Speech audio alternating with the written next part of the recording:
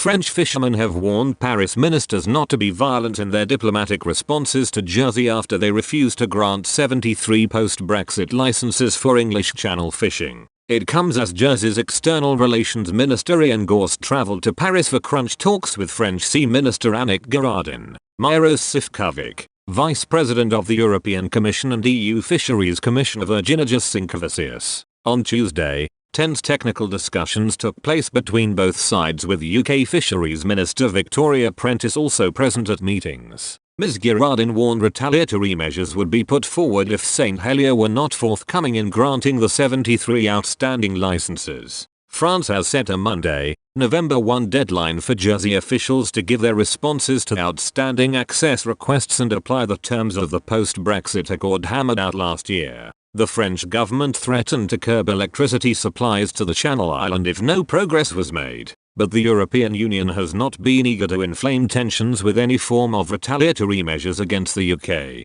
The French minister added, "The idea is good to move forward together, but my message remains the same. France and the European Union remain mobilized in order to obtain the desired licenses, in accordance with the agreement of Brexit. I want my licenses back." Eric Ligoulinel, Vice President of the Normandy Regional Fisheries Committee who was refused a fishing license by Jersey, said the move to refuse access was pure provocation. He said, "I have been fishing for lobster longer than most of the guys on the island. I have a boat over 12 meters with a geolocation system. This refusal of my file was a pure provocation." But he made clear, "We can perfectly accuse Jersey of not negotiating in good faith, but we must be careful because we are only talking about the allocation of licenses, not yet fishing rights." Mr. Ligoulinel said if the retaliatory measures put forward by Paris were too violent, then French fishermen would pay for it in 5 years at the end of the current transition period, when European fishermen will have to